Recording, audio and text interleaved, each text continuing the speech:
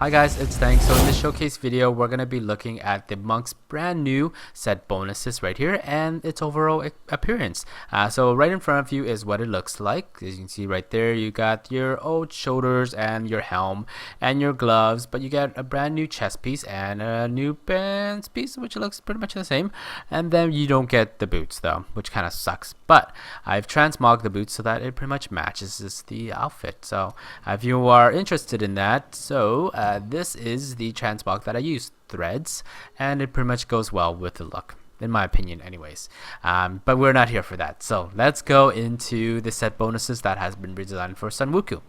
So on live server right now, Sunwuko is not really that great or powerful. It's been pretty much left in the dust versus the other set as well, or set pieces where you can interchange and mingle, right?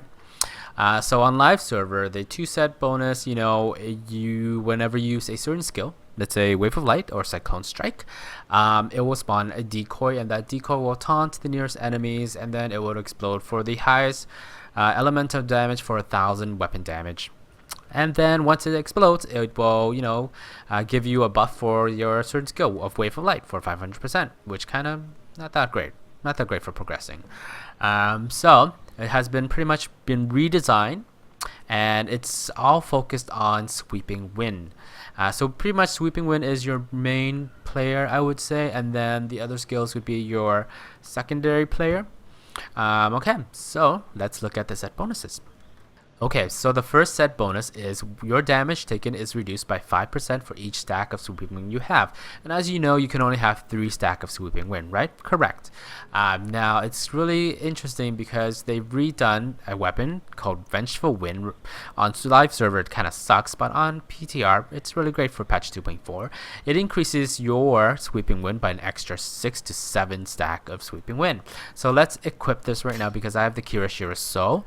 I will automatically gain Sweeping Wind without damaging an enemy. So let's activate that, and I will have a total of 10 stacks of Sweeping Wind.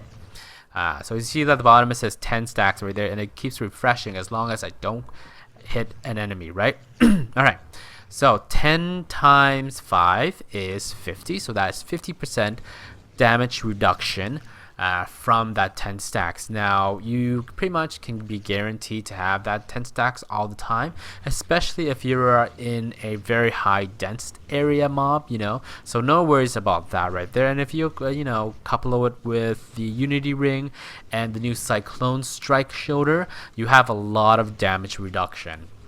Alright, so let's go with a 4-piece set now.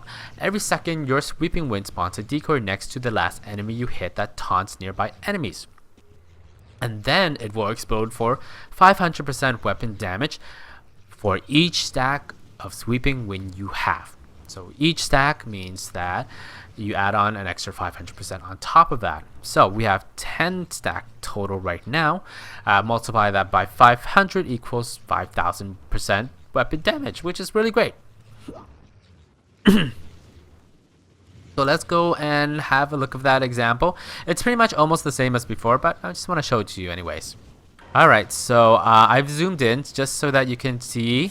Right now I might die. As you can see right there, that little thing that spawns, that little decoy, that is what spawns all the time. You don't even have to hit anything, but it just keeps spawning. So that's pretty cool. As long as you still have 10 stacks, it's still really powerful. If you run away, you still get that stack back, because whenever you damage an enemy, your Kirashira's Soul pretty much deactivates. So you gotta keep hitting them to actually keep that stack so that your decoy maintains that damage. So anyways, let's go back into town and take a look at the rest of the set. Alright, so we are back in town now. Let's go look at that last 6-piece set bonus. I had a tongue twister with that anyways. So whenever you use Slashing Tail Kick, Tempest Rush, or Wave of Light, it will consume a stack of Sweeping Wind to deal 1000% increased in damage. So that means that whenever you use one of these skills, your Spirit Spender skill, right here, I'm going to use Wave of Light just for an example. It will consume that stack of Sweeping Wind, as you can see down there, right there, because of the Kirashira's Soul. It's pretty much up all the time. So let's get rid of this right now. Okay, and then I'm gonna activate Sweeping Wind, and then we're gonna use a Wave of Light right there, and then my Sweeping Wind's gone because it does consume that stack.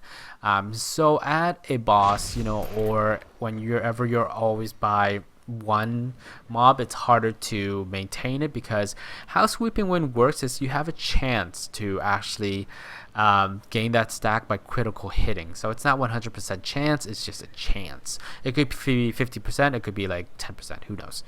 Actually, I don't know what this is. It's really bad probability. It's really bad probability, but that's how it works. And if you're looking down here, these are pretty much all the weapons that goes together with the new Sunwuko. This is the Kirashiro's blade right here, so it goes with Wave of Light. That means that you probably want to use Pinto's Pride. It goes all well together. And if you're using Tempest Rush, you'd want to use Caesar's Memento and the Balance, which is really great, and the Mantle of Channeling. That is really great for Tempest Rush as well. And if you're using Cyclone Strike, you probably want to use one of these too. Anyways, thank you guys so much for watching this showcase video. If you enjoyed the video, please hit thumbs up. Would definitely appreciate it, because it really does help me out quite a lot. And if you have any questions or comment, please leave them down below. And don't forget to press subscribe. And I'll see you guys next time. Bye.